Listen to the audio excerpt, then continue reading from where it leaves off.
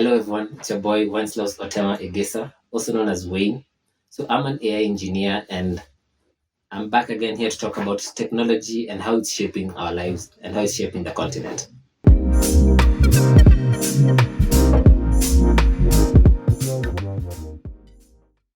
So very recently I was talks with a friend of mine and we were just talking about how technology has literally changed how work is going and how it's going to transform the future of work. So I thought about this really hard and I felt like it was important to share what we had in this discussion and probably just share it to the viewers. And this is also because of the upcoming May 1st Labor Day celebrations that the country Kenya is having. So I'm hoping to just share information of how technology is going to impact work and how it's going to be going forward. And all of this is, so let me give a bit of background for all of this. So all of us experienced how COVID-19 shaped our interactions altogether.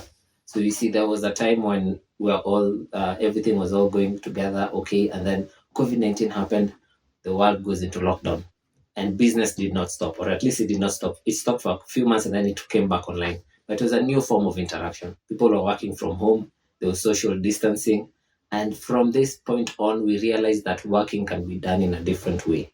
People can work from the comfort of their own living rooms or the comfort of their own bedrooms and still deliver productively on work and still deliver services and still service big companies. So with this, we realized that the nature of work has changed and it has never gone back ever since. So from then on, we have realized we've seen an increase in gig workers, we've seen an increase in working from home, we've seen an increase in international money transactions. So we have seen big increases in how basically work is taking forth, and all of this is also being enabled by technology because technology is what is helping all of this transformation take place. And today we just want to talk about how technology is supporting all of these things back from the age of COVID-19 up to now and how it's going to impact the future of work. So welcome to the Future of Work video. And we're hoping that after this YouTube video, you'll be in a place to understand how the future of work looks like. And you as a person, either a career person, a business owner, or a person of influence or an industry expert, such as a policymaker, are in a place to make informed decision based on how the future of work is going. What makes me what makes me the ideal person to make this conversation is that I'm an AI engineer. I make these systems. I am involved in developing of complicated systems such as AI systems and other AI supporting applications. So I'm at the cutting edge, literally, and I'm aware of all of these things. And I thought, why not share a glimpse of what we had, the glimpse of the conversations I had with my friend, with my viewers, and hopefully you'll learn a thing or two.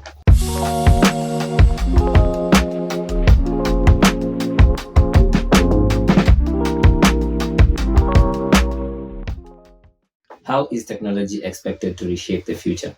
So, from my perspective, from where I'm sitting, technology is drastically changing the future, and we have seen this in multiple ways.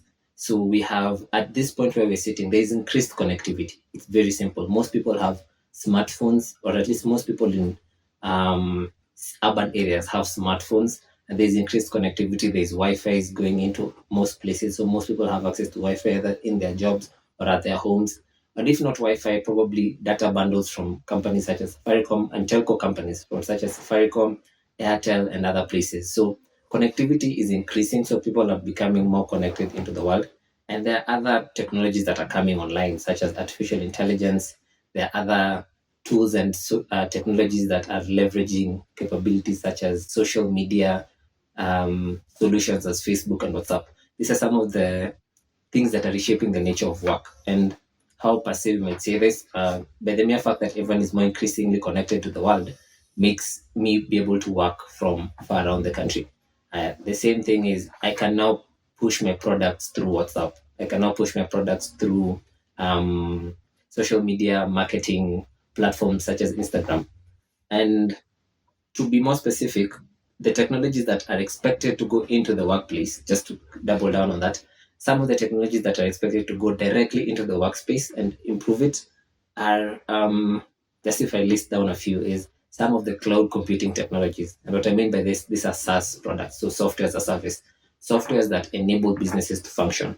And These are, you can think of them as Salesforce applications. You can think of them as other forms of application that help businesses work. So it can be as simple as Salesforce, Zoho. It can be simple as Zendaki.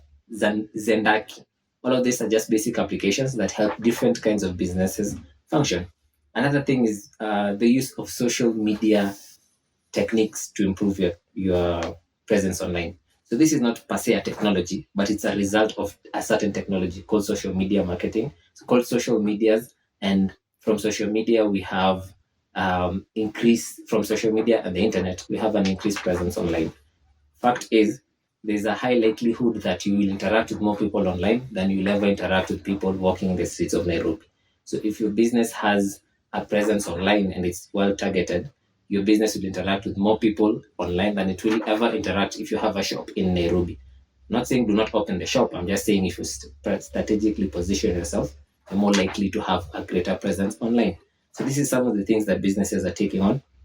And another thing that is really cool is fintech solutions. So fintech solutions, businesses are increasingly taking on interesting ways to receiving payments from M-Pesa to Wise to other solutions, going all the way to Nala. So all of these are different solutions that businesses are leveraging just to get money and to send money across, because you're no longer operating from a regional space.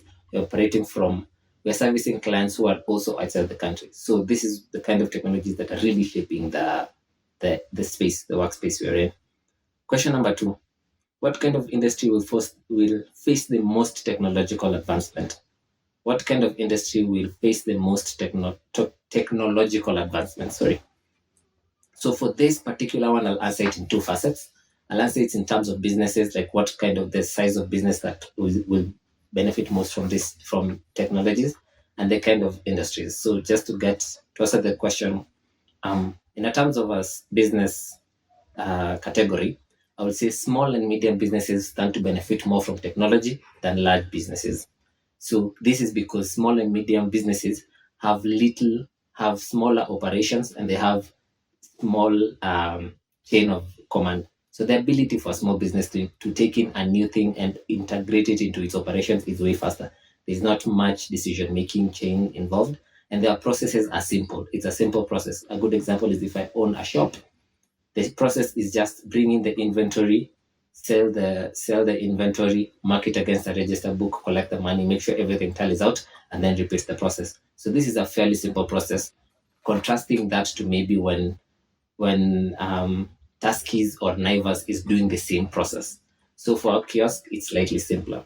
And what we mean by this is smaller businesses can take in technology really fast. So if this person who owns a kiosk can just incorporate any tool from in their kiosk that allows them to do work really fast, it will boost them way better than if Tuskys, Naivas, or any large distributor will do the same. Why? Because a large distributor has to figure out how do they incorporate that technology across all the distribution platforms, making it harder for them to come across faster. But if you're a small business and an MME, small to medium size business, you are probably going to be uh, impacted by these technologies the best. So go ahead and try that. In terms of industry, I'll probably say the industry that will benefit the most from technological shifts in Africa, particularly, is the service industry. And in Africa, we have lots of service industries. So this involves basic services industry like the tourism industry, things that people offer as a service. And the more we do this, the more we realize that technology can sell your service and brand you online really greatly. So it might be a beauty service industry, like just offering braiding or barber shops, or just cooking and or teaching. Anything that really is a service can be put online and be packaged for a large mass of people to see the value, and then they can book you. So that automatically says that the service industry will have one of the largest uptakes with technology going forward.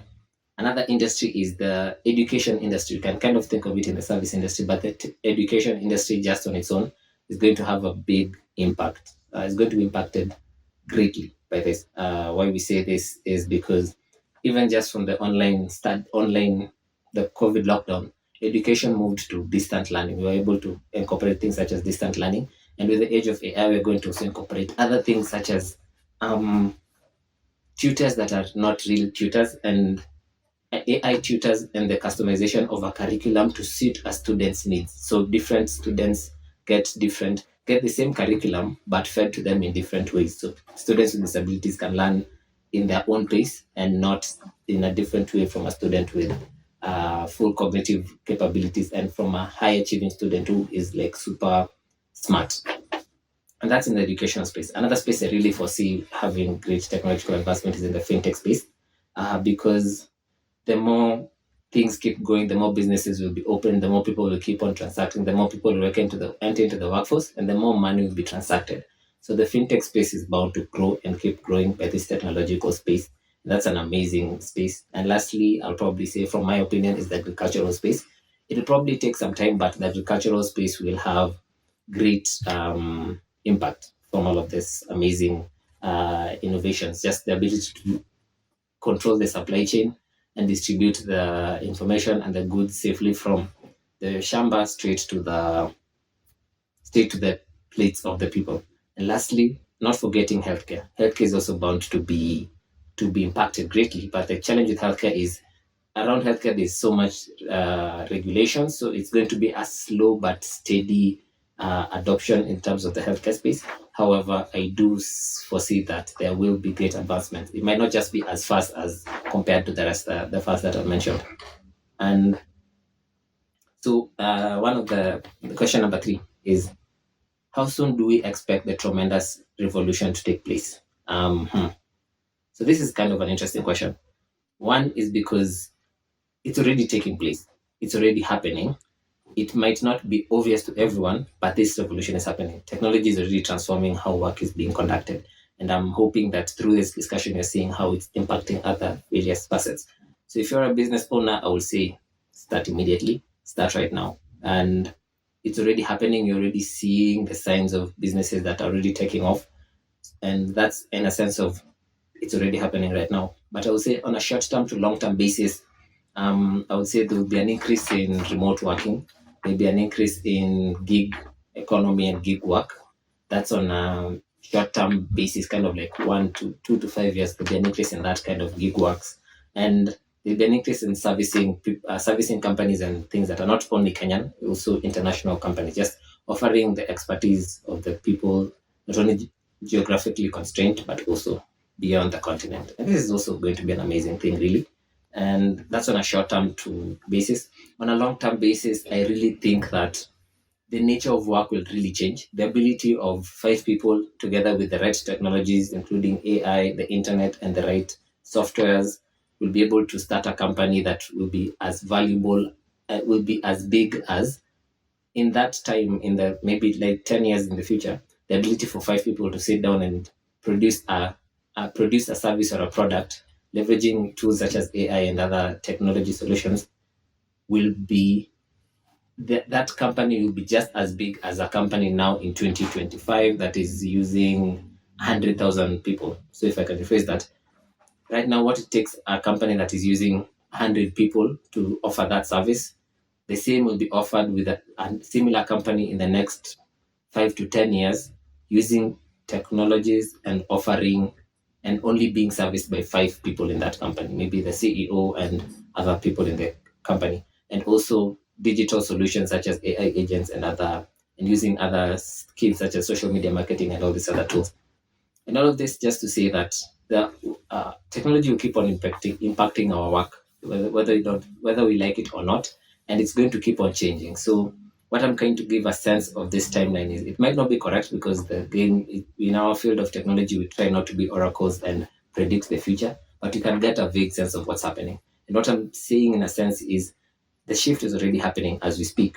In a few years' time, there'll be an increase in how people offer products. They won't only be constrained to geography, and this will be greatly seen.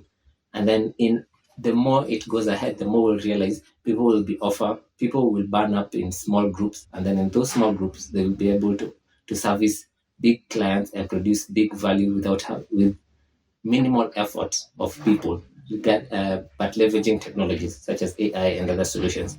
The same kind of output in this present day or a few years back would have probably needed hundreds of employees. but in a few years' time, in like 5 to 10 years, you'll only need 5 people and a bunch of technology solutions, and you'll be able to service all of this. So that's my answer for question number 3.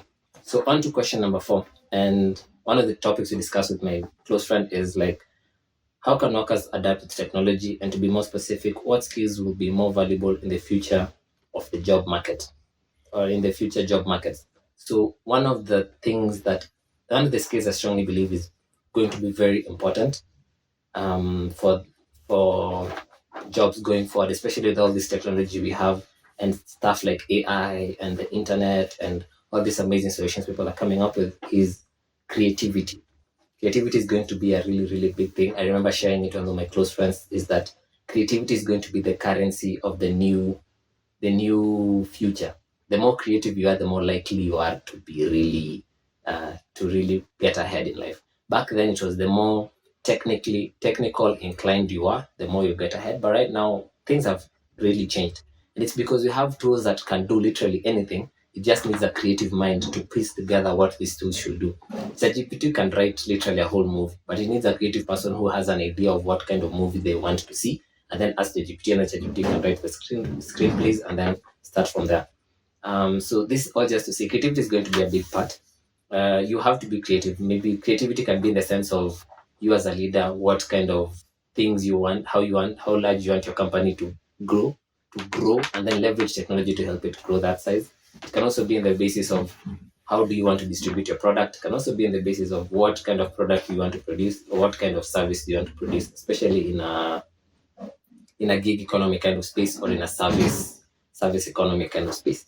So creativity is going to be a big thing. I think problem solving is also going to be a big thing. So have practice high creativity, and also problem solving, the ability to break down big tasks into smaller tasks, and then use the smaller tasks to you and execute on the smaller tasks as it leads you towards your main goal. So problem solving is going to be a big thing, because why it's going to be a big thing is because you're going to have amazing technological solutions that will help you do anything. So again, if we're talking about AI, we're talking about social media, we're talking about softwares that do literally anything, and AI agents. We're talking about Google and other big companies that give you the tools to do anything, including Microsoft and all these other things. They give you the ability to do anything. So it's a game of what problem do you want to solve, and how can you break down those problems such that you know what tools can help you in those problems. Do you know where your M-Pesa integration is helpful? Do you know where your bank or Paywise integration is helpful? Do you know where your ChatGPT plays in your role, accompanying your role? So problem solving is also a critical thing. Um, Another thing is probably high interpersonal and soft skills. That's going to be a necessary skill set, because as we keep on having technology, we realize there's a need for human to human connection. It's not all the time that somebody wants to talk to an AI agent, or wants to talk to a computer, or only wants to be reading information on a piece of paper 24/7. Sometimes you just want to have a real to real discussion with the person who wrote the document, so that you see what was on their mind before you go ahead and start reading the document. So real life human interaction is going to be really, really crucial. And I think it's something people should practice and keep on practicing. And also emotional intelligence, the ability to see how humans are behaving, and how humans are behaving just from body language and what they feel like. So that's also going to be a big thing, because if you're living in a world where documents can be generated by ChatGPT, it doesn't really tell you the state of the mind of the person on the other side. But if you call them in and have a real-time discussion with them, you can see the level of interest, or the level of disinterest, or the level they have for the actual content they're producing. So that's also going to be a really crucial thing. And how people can stay ahead of this curve is just keep on upscaling. So what we mean by upscaling is keep on learning new skills on top of your old skills to make you more relevant in your job. If you are once a secretary, you have to start thinking, what kind of skills can I add on top of being a secretary to make me a better secretary in the future? So we already know maybe AI can do most secretariat jobs, or a good chunk of 40% of secretariat jobs. So what skills can I add so that I'm not, the 40% of me is not irrelevant? So can I start learning how to use those AI tools that are replacing me and other stuff? So it's just upscaling, and upscaling is what skills do I have now, and what skills do I need to have on what I have now to make me more relevant? And that's a really simple thing, and I would encourage everyone to start doing them. There's lots of platforms that offer upscaling, from Udemy, Coursera, and also local solutions such as Kepsa that offer such some of these things. And I will be sure to plug a link in the description below. So question number 5, and something that we discussed also, is the technology comes with various safety and security issues. How can we protect data and people at the wake of this tech revolution? So basically, how do we protect the entities and people and companies in this space as the technology keeps on growing? So security and and safety is always a multifaceted game. It's never really like a one size, like if you do one thing everything is solved. You have to, every person in the ecosystem has to play their own part. And in Kenya, I would say the government has probably done a good job with the Data Act, the Data Protection Act of 2019. It's probably a pretty good job. It prevents anyone, if anyone is collecting your data, you can tell that person to delete your data if you feel like, yeah, they are not using it in the right way, or to reveal to you everything that they have collected about you. It's just that most people don't know about it, but the government is doing its best to at least curb some of these things. But technology also keeps moving super fast. So some of the laws that were made at 2019 might be relevant by the time we're getting to 2029. So they need more revision over time, but we're steps in the right direction regarding policy and regulation on that front. But on a smaller scale, on a personal level, people should have basic cybersecurity skills. So basic stuff such as using two-factor authentication, just learning how to detect a phishing email, somebody calling you over email, for something as simple as just somebody calling you over text, just text. A good example of us Kenyans is somebody sending you a text message telling you that, hey, mtoto wako amepatikana ako na shida, mtumie pesa tafadhali, and all of these things. So these are basic things that we keep on seeing, and it's for us to teach ourselves how to be more receptive to some of those things and to detect them before we have large problems from them. And then now the last question is, how can we use technology to create more opportunities, clearing the fear from loss of jobs? So from this, I honestly think like the technology we are developing and the technologies that are being introduced are really transforming the game. I think one of the things that is happening is you've seen an uptick in digital entrepreneurs. So what I mean by this is social media influencers, YouTube content creators getting more money than you would have imagined 10 years back. This is because the internet is growing, technology is growing, AI is growing, and every other thing around the technology space is increasing. So you can become there's more opportunity for jobs, including digital entrepreneurship. Something that probably 5 to 10 years back we were not imagining that's a stable career. Right now it's a really, really big stable career.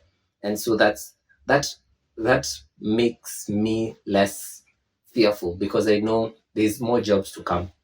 Yes, we do not know the exact future how everything is pointed out, but the same way we did not know content creation is going to be a big market in the world and is going to have so much money and being able to support so many people, is the same way we don't know what is going to happen in the future. Back in 10 years ago, we didn't know content creation would get this big. But right now, we know going forward, something is going to happen. We might not know what it is, but we know for a fact that jobs will be created. And it's for those who are really receptive and can see what is going to happen to start on plugging in at the moment. Another thing that is really making me less fearful is the uptick of gig work and the gig economy and remote working. So people can work from the comfort of their own home. So what that means is just basically you need to have the right skills that can allow you to work from anywhere, and the right technologies, including maybe a smartphone, an internet connection, a laptop that can allow you to work from literally anywhere and service any other person from the comfort of your home. So it means it allows you to work really from anywhere. And if you have this set 3 things, you can create value for any person and get value back in return for yourself. And one of the things I think that is also helps me uh, helps me become a little graceful and a little hopeful for the future is that the technology itself is self-teaching. So what I mean by that is if you want to learn how to use technology better, you use the same technology to ask it. You can just go back on YouTube and ask YouTube, how do I become better at XYZ, being a better secretary? How can I become a better programmer? Or how do I do these things? How do I learn a particular skill? So the same technology that we feel that some people feel is going to take their jobs is the same technology that can still help them learn and become better people. And what we mean by that is the same technology offers platforms where you can learn things. There's again Coursera, Udemy, there's the Capsa platform with Microsoft. There are other people who are offering solutions, many solutions, and anyone can plug in and start learning. And I'll give a link to some of the platforms I am aware of and I'm working with personally below. And you will see that the same technology that we are fearful that will take our jobs is the same things that can offer for us ways for us to upscale ourselves pretty fast. So let's not look at everything with a zero sum mentality, such that if this thing keeps on evolving, when the technology improves, the human beings will stop improving and will lack jobs. No, it's a game of when the technology improves, we as also humans will keep on improving. It's not a zero sum game. It's a win-win game. Everyone gets to win. As the technology improves, we as humans get to improve by learning through it, because some of the educational materials are provided through the same technology. Yeah, so this is the discussion that I had with my friend, and I'm hoping that some of these questions is really sheds a light to how the future of work looks like, and I hope it helps you align accordingly if you're a business person, a career person, and see where you want to go in life, and also a policymaker. See how you align accordingly in the next uh, areas of your life. Thank you for watching. I hope you stay tuned. Give a like, a subscribe if you enjoyed the content.